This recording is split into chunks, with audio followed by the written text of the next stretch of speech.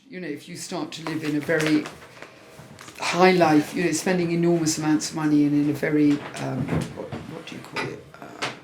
Extravagant A-list sort of A-lister, you know, celebrity way, you become disconnected from actually the very thing that helps you create stuff. Right. You know, a lot of artists make that mistake. They live in a very different way when they get a lot of money. And in a way, it cuts them off from the very thing that enabled them to create.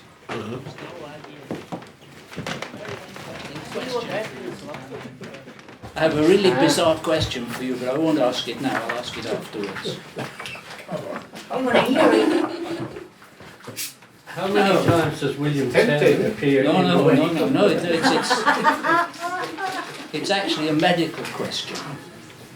Because in the TLS of the 4th of January, there is a sort of review article about a book which has a rather ghastly subject. It's how people make sure that they're dead before they're buried. Pues The Joyce and Society, o La Sociedad Joyciana, es una película del año 2013, pero que en realidad empieza la historia en el año 2010, que es un año en el que yo estoy en Trieste grabando una película que se llama La mayoría marginada, que es el título de un libro de Franco Basaglia, y la película pues va de la revolución basagliana, que fue la que acabó con los manicomios en Italia, en Trieste, ¿no? Que todavía es un modelo de la lucha antipsiquiátrica o de la lucha por la desmedicalización de la psiquiatría.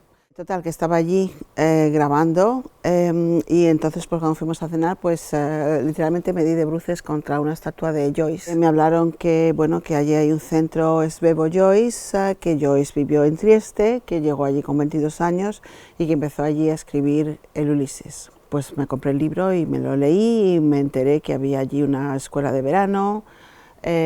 Con las cosas de la película fui a la escuela de verano, de la escuela de verano de Joyce Escuela de Verano, y entonces fui allí a ver un par de conferencias y entonces allí me hablaron de este hombre que se llamaba Fritz Senn, que tenía la más grande biblioteca, que es la suya personal, sobre Joyce en Europa, y que estaba en Zúrich y que había allí, pues que entre otras muchas cosas había un club de lectura del Finnegan's Wake. Me empezó a obsesionar, le escribí, nunca me contestó, y un día que estábamos en Zúrich,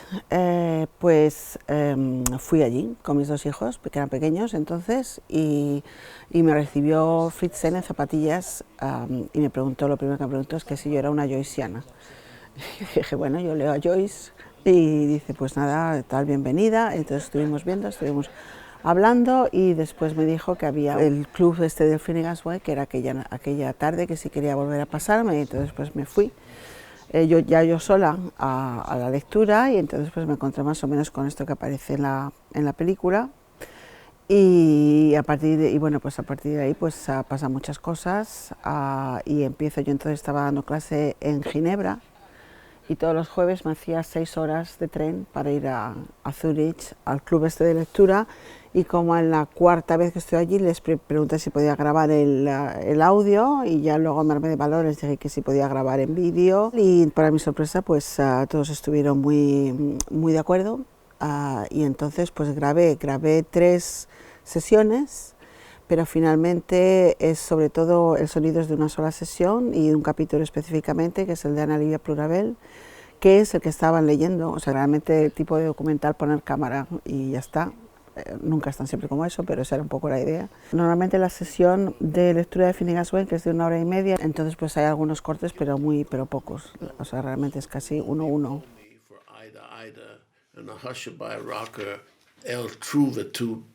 For Who is Sylvia? Where is he? Okay, that's good then, working, yeah.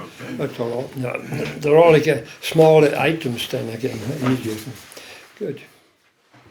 Maybe that's where she operated, beyond the ash pit. Yeah, that's right. Yeah. The man might be Julius Maggi, the inventor of Maggi soup. But is there a man there? It could be, yes. There is now.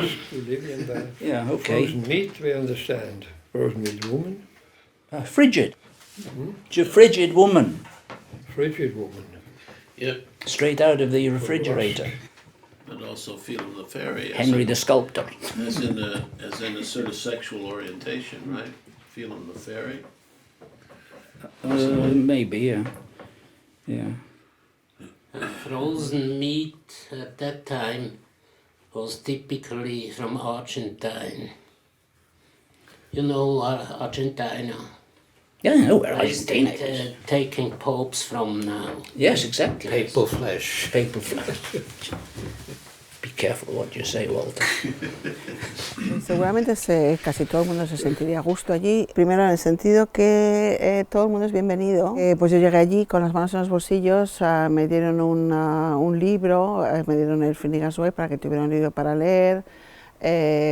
Fueron pacientes con mi ignorancia con respecto a Finnegan's Wake y en realidad pues digamos que todo lo que diga cualquiera tiene la misma autoridad que lo que diga uno que lo lleva leyendo 30 años o alguno que sea un estudioso o un scholar de Joyce. Siempre he vivido mi nerdiness, si es una palabra que se entiende, o sea, mi obsesión y las cosas que me interesan y el tiempo que dedico a cosas que me interesan como algo un poco vergonzoso.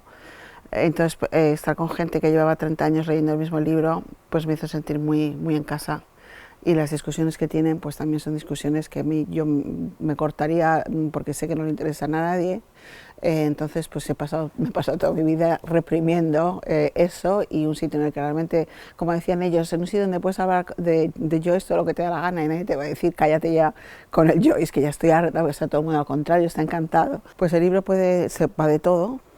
Pero o sea, va de la historia del mundo, va de la historia de Europa, va de la historia de Irlanda, va de la historia reciente, la historia digamos mítica de Irlanda y la historia reciente de Irlanda, va de la familia de Joyce y de muchísimas más cosas, va de todas las guerras que ha habido y que habrá, pero vamos, la historia principal es la historia de una familia. Que son de 5 miembros y que por supuesto no son personajes sino que son principios, el principio del patriarca, el principio de la matriarca, el principio de la joven doncella, el principio de los 2 hermanos. Todos los personajes se transmutan en otros porque la novela funciona con la lógica del sueño y de igual manera, si te acuerdas de cómo sueñas, que estás de repente hablando con una persona y esa persona se cambia en otra de repente puedes estar en varios sitios a la vez y puedes estar hablando de varias cosas a la vez, pues entonces tienes esa lógica del sueño. De hecho, Joyce, cuando llegó a Trieste, que estaba muy enfadado porque pensó que él había descubierto el subconsciente y tenía 22 años y cuando llegó allí todo el mundo se estaba psicoanalizando precisamente porque era parte del Imperio Austriaco y había un montón de discípulos de Freud que vivían en Trieste, entonces toda su vida tuvo una relación muy compleja con el psicoanálisis y yo creo que ahí en Finnegan's Wake es su venganza, eso es muy típico de Finnegan's Wake, que puedes decir vergüenza y venganza a la vez. Entonces es su venganza con realmente un mapa impresionante de lo que es el subconsciente. La pregunta que más me irrita del mundo es ¿qué quiere decir esta obra?, ¿no? Y en el caso de Finnegan's Wake, pues eso se desactiva, ¿no? ¿Qué quiere decir Finnegan's Wake? Pues no quiere decir nada y quiere decir todo, ¿no? Entonces eso es por una parte, ¿no? La idea del significado de las obras, la idea que tiene la mayor parte, no solamente de la gente, porque la gente realmente no existe, ¿no? Pero la mayor parte de los espectadores, la mayor parte de la gente que visita un museo, los visitantes y demás, pues es siempre que es como que se les presenta un enigma que tienen que descifrar, ¿no? Ellos se les presenta, bueno, y también los que van al cine, se les presenta una cosa, ellos tienen que desentrañar el enigma y si lo desentrañan están contentos y si no lo desentrañan están muy enfadados y la culpa de que no lo desentrañen nunca es suya, sino que es del artista o del autor. Entonces, pues eso se desactiva completamente con Finnegan's Wake porque no hay miles de significados en Finnegan's Wake y todos son igualmente válidos y ninguno es definitivo. Es también infinito en el sentido que una vez que has dicho, bueno, ya esto lo entendí, esto es lo que pasa aquí y ya está, puedo leer otra cosa. Cuando vuelves a leer lo que te parecía que habías entendido, en realidad entiendes otra cosa, ¿no? Porque tú ya no eres el mismo. Entonces, pues eso es igual que lo que pasa con una obra de arte, digamos, pues que incluso si tú piensas que has desentrañado el enigma y te vas muy contento porque lo has entendido, a lo mejor vuelves a los 2 años y hay una cosa que no habías visto, ¿no? Entonces, pues esa idea de inexhaustible es típica del Finnegan's Wake como arquetipo. Y otra cosa que es arquetípica de la obra de arte es la desdicha del autor, porque era una de las preguntas que yo tenía y con las que hablé bastantes con Fritzen, es que pues cuando Joyce hace el Ulises, pues se le saluda como el gran autor del siglo XX, ¿no? el modernista, y eso que Ulises pues tampoco es que sea muy sencilla, ¿no? Pero está, como dice, pero está escrita en inglés. Entonces se le saluda como la gran promesa, todo el mundo esperando a que le caiga el Nobel de un momento a otro. Y entonces, en lugar de eso, pues se tira los siguientes 17 años escribiendo algo que todo el mundo, o sea, que le dicen sus mejores amigos, que, como decía, Ezra Pound decía, que solamente si se te curara la sífilis leyendo ese libro, podría alguien ser capaz de leerlo, ¿no? Yo creo que eso representa mucho también lo de, digamos, la actitud de un artista que en realidad tampoco elige realmente las obras que hace, ¿no? No las puede hacer porque piensa que va a tener éxito o porque va a gustar más, ¿no? Es como hacer las cosas porque no tiene más remedio, ¿no? Más te eligen a ti las obras que tú las eliges a ellas. Es un número circular, es decir, que la última frase es el principio de la primera, ¿no? Entonces creo que de eso habla también en la película. Pues normalmente cuando se acaba, pues, imaginas que cuando acabas por fin Finnegan's Wake, pues como que te vas de fiesta, ¿no? Porque pero en realidad lo que deberías hacer era empezar inmediatamente de nuevo, ¿no? Eso es lo que va, ¿no? Y eso es lo que también hacen aquí, ¿no? Hacen como que tosen un poco y vuelven a empezar por el principio. Y libros se dividen en libros y cada libro tiene capítulos, ¿no? Y entonces el último libro tiene un solo capítulo, que es el capítulo de la muerte de Ana Livia Plurabel, que en realidad es la desemboco, porque luego también son, por ejemplo, el padre es una montaña, la madre es un río. Entonces esa es cuando el río desemboca en el mar y muere Ana Livia Plurabel, para luego, por supuesto, resucitar inmediatamente después, ¿no? En forma de fuente del río. Entonces, pues es un capítulo muy hermoso, casi pues poético, ¿no? Porque realmente es poesía, todo el libro es poesía también.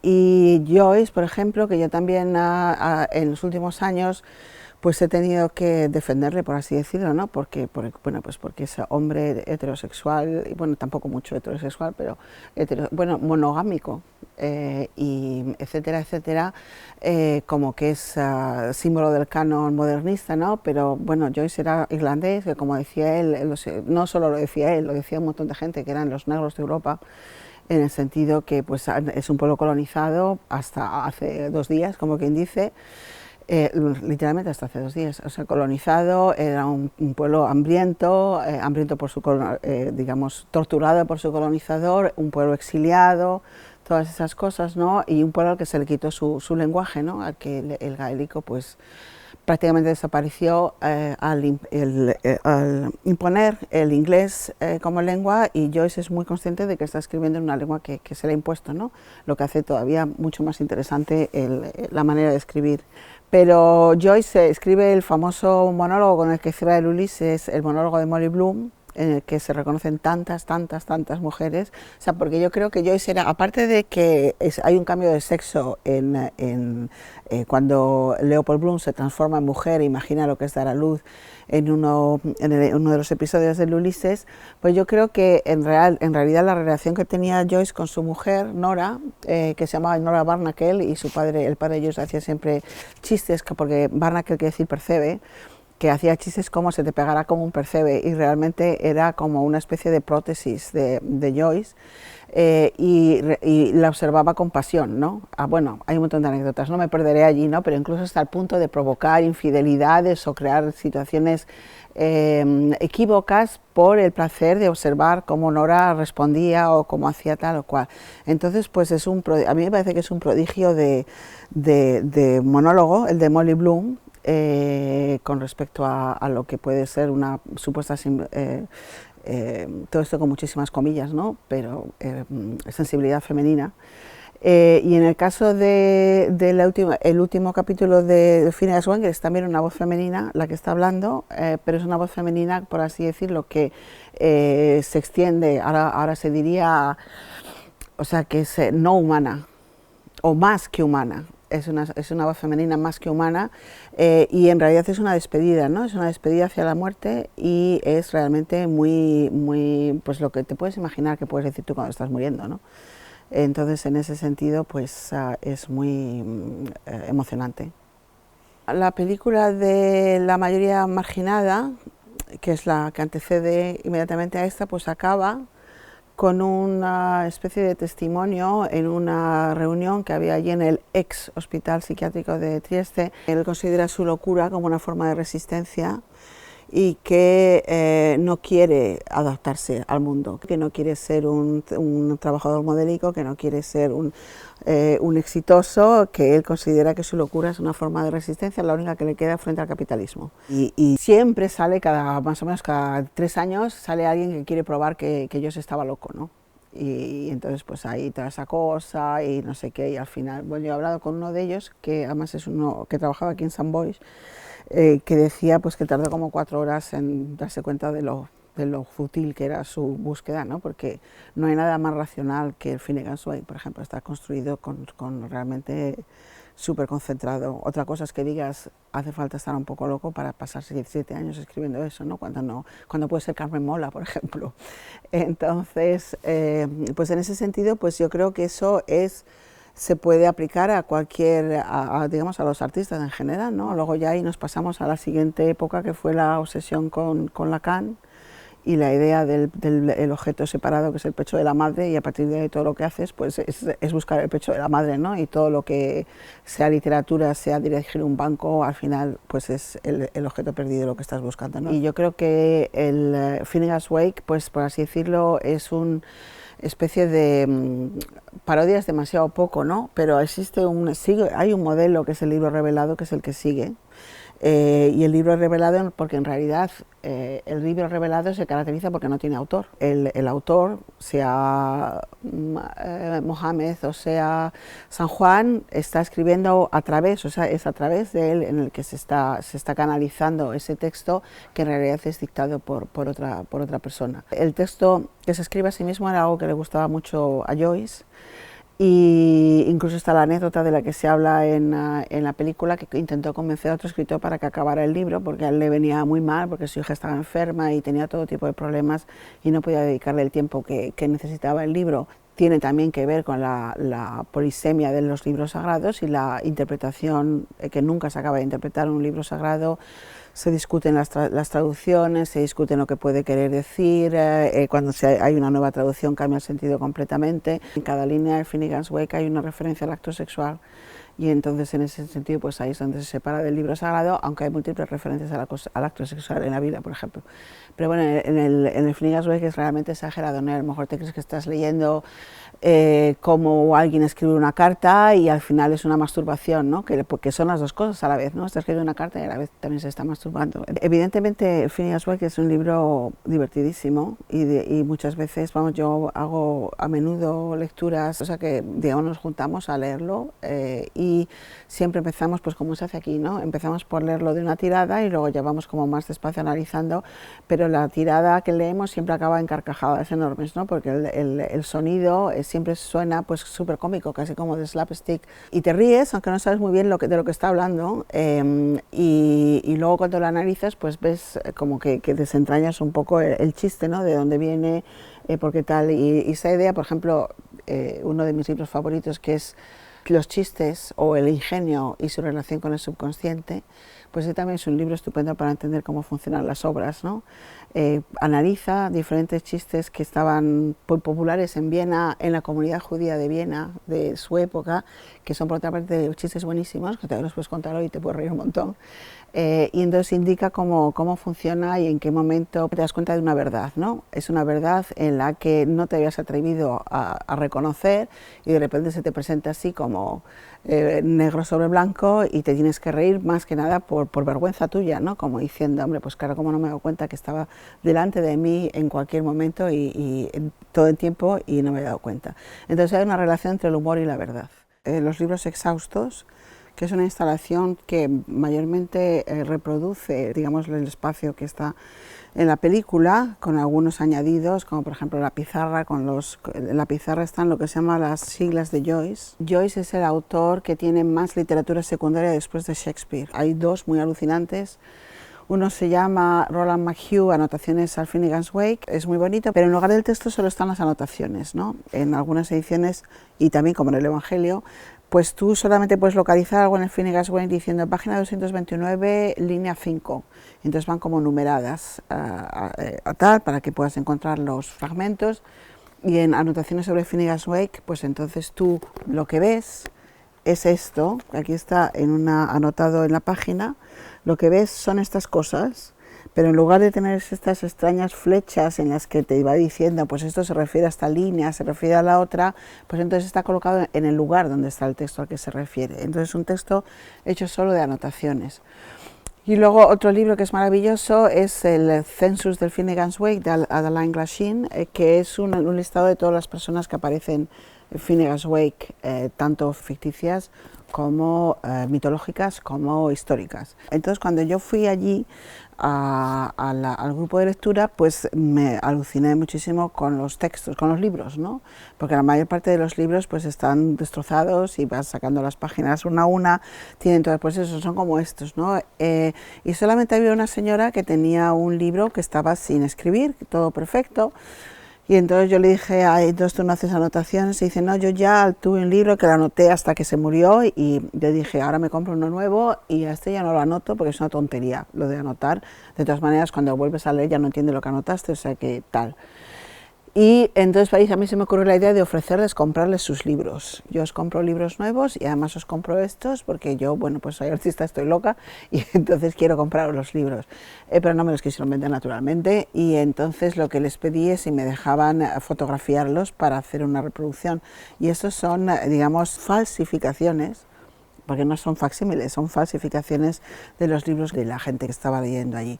Y tienen el título de libros exhaustos porque la idea es cómo se agota un libro, ¿no? Hasta qué punto puedes escribir sobre un libro tanto que prácticamente es imposible leerlo y has destripado todos los posibles significados del libro. En la instalación lo que vemos es los libros abiertos por esta página, que es la página 196, que es el capítulo más famoso, digamos, el que más se cita en Finnegan's Wake, por una de las cosas, todas estas anotaciones azules, se refiere a nombres de ríos que aparecen, porque bueno, Analivia por haber es muchas cosas, también es el libro Liffey de que pasa por Dublin, y luego rodeados de lo que yo he visto allí, de un montón de anotaciones, papeles, por ejemplo, pues que cuando se habla del general ruso, que es uno de los personajes de Finnegan's Wake, que está asociado al padre, ¿no? Pues el general ruso pues llevaban una foto de Putin y entonces pues personificaban al general ruso con eso. Entonces hay toda esta serie de objetos, de recortes de otros libros que sirven de referencia, y luego en una de las pizarras hay una pizarra, y en la pizarra están dibujadas las siglas de Finnegan's Wake, que son unas especies de dibujos que utilizaba Joyce para referirse a cada uno de los personajes, y muy interesantemente entre los personajes, y eso me recordaba al reino, está también el libro. El libro es uno de los personajes de Finnegan's Wake. El libro, la carta y la historia son personajes y el sueño son todos personajes de Finnegan's Wake. Y eso es lo que está en la pizarra. Entonces la instalación consiste en la pizarra, la mesa con todos los recortes, objetos y demás, y los 10 libros de los posibles 10 lectores de Finnegan's Wake.